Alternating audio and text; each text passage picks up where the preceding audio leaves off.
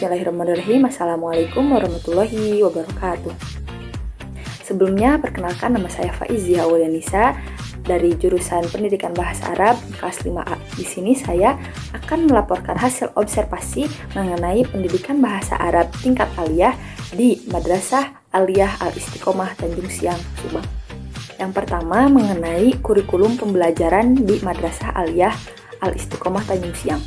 Jadi di MA Aliyah ini masih menggunakan kurikulum 13 ya, yang juga dikolaborasikan dengan kurikulum lokal seperti muatan menjahit, kitab kuning, dan pembiasaan bahasa Arab, bahasa Inggris, dan juga literasi. Nah, sedangkan kurikulum yang digunakan dalam pembelajaran bahasa Arab di MA ini menggunakan kurikulum 13 juga ya, tetapi secara umum atau secara keseluruhan dalam pembelajaran di dalam kelas masih menggunakan kurikulum 13. Nah, tetapi di sini sedang mempersiapkan menuju kurikulum Merdeka Belajar gitu ya. Mengapa tidak menggunakan kurikulum Merdeka dari awal gitu ya? Karena di Kementerian Agama itu ini tuh masih bersifat pilot project gitu, sehingga yang menggunakan kurikulum Merdeka Belajar itu di Kabupaten Subang baru MAN 1 Subang saja gitu ya, sedangkan madrasah-madrasah swasta seperti Madrasah Aliyah Al-Istiqomah ini masih dalam tahap mempersiapkan gitu menuju ke kurikulum Merdeka. Yang selanjutnya ada profil guru. Nah, di sini yang menjadi guru bahasa Arab yaitu Bapak Cucu Sulaiman, SPD MMPD.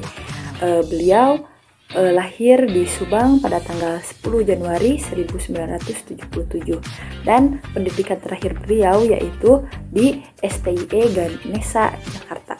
Keadaan siswa untuk tahun ajaran 2022 sampai 2023 berjumlah 350 orang yang terbagi atas 3 jurusan. Yang pertama ada IPA, yang kedua ada IPS, yang ketiga ada keagamaan. Sedangkan sarana prasarana yang ada di MA atau Madrasah Aliyah Tanjung Siang ini meliputi musola, lapangan olahraga, perpustakaan, toilet, lab komputer, dan yang lainnya. Sedangkan tujuan dan materi pembelajaran bahasa Arab di Madrasah Aliyah Al-Istiqomah Tanjung Siang ini bertujuan untuk bagaimana siswa dapat memahami secara konsep teoritis terhadap bahasa Arab untuk mendukung skill dan kemampuan siswa dalam bahasa Arab. Nah, bertujuan juga untuk mempersiapkan agar siswa dapat berkomunikasi dengan baik gitu ya dalam pembelajaran tingkat lanjutan ataupun dunia kerja kelak gitu. Nah, sedangkan implementasi pembelajaran bahasa Arab di Madrasah Aliyah Tanjung Siang ini untuk tadi mendukung skill dan kemampuan berbahasa Arab si siswa tersebut gitu. Nah, diusahakan di dalam kelas itu pembelajarannya 50% dalam proses pengembangan menggunakan bahasa Arab gitu ya. Walaupun tidak gampang gitu dalam menerapkan berbahasa Arab tersebut. Sedangkan mengenai evaluasi pembelajaran bahasa Arab di Madrasah Aliyah Al-Istiqomah Tanjung Siang ini dikarenakan bahasa Arab itu kan dia termasuk ke dalam bahasa asing gitu ya. Nah, jadi setiap bahasa asing maupun itu bahasa Arab atau bahasa Inggris pasti kesulitannya itu ada di dalam kosakata dan pembiasaan dalam berbicara gitu ya. Nah, itu masalahnya itu ya di situ, yaitu dari kosakata dan pembiasaan dalam berbicara.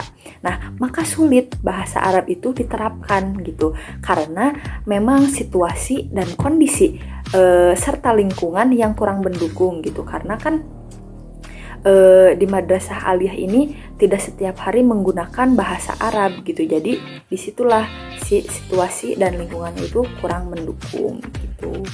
Meskipun lingkungan yang kurang mendukung, Madrasah Aliyah Al-Istiqomah ini telah mampu menumbuh kembangkan keinginan dan kemampuan siswa untuk berkomunikasi dengan menggunakan bahasa Arab gitu, dengan menggunakan dan menggali kosakata-kosakata yang telah siswa dapatkan gitu ya, sehingga dengan kosakata tersebut gitu, siswa bisa menyebutkan kosakata yang telah ditemukan di lapangan. Tuh, jadi dapat mengulang lagi kosakata-kosakata yang telah didapatkan oleh siswa dari pembelajaran bahasa Arab tersebut. Yang selanjutnya ada faktor pendukung pengimplementasian pembelajaran bahasa Arab di Madrasah Aliyah Tanjung Siang. Jadi faktor yang mendukung, yang pertama ada kurikulum yang sudah mumpuni dan sudah mengikuti apa yang telah disajikan oleh pemerintah.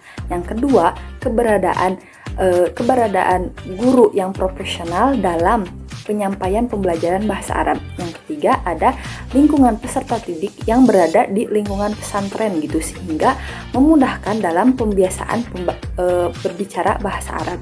Nah, sedangkan faktor yang menghambat pengimplementasian pembelajaran bahasa Arab itu, yang pertama ada bahasa Arab ini tergolong dalam bahasa asing gitu ya, sehingga tetap menjadi tantangan yang sulit untuk dipelajari gitu, dari segi kosakata, dari segi pembiasaan juga. Jadi itu tantangan yang sulit untuk pembelajaran bahasa Arab. Yang kedua ada sarana prasarana yang kurang memadai gitu, seperti tidak adanya lab bahasa di Madrasah Aliyah Al Istiqomah Tanjung Siang ini. Yang terakhir ada saran, rekomendasi dan masukan untuk kemajuan pembelajaran bahasa Arab.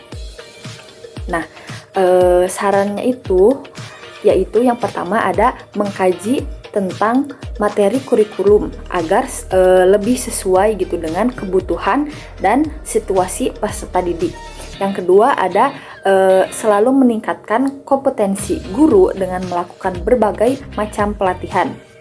Yang ketiga, yang terakhir ada mengadakan berbagai ekstrakurikuler gitu atau pembiasaan bahasa Arab gitu, pembicaraan bahasa Arab di luar kegiatan pembelajaran di kelas itu, seperti ekstrakurikuler hitobah atau muhadasah gitu. Mungkin cukup sekian hasil laporan observasi pembelajaran bahasa Arab tingkat aliyah di Madrasah Aliyah Al Istiqomah Tanjung Siang. Wabillahi taufiq wal hidayah. Wassalamualaikum warahmatullahi wabarakatuh.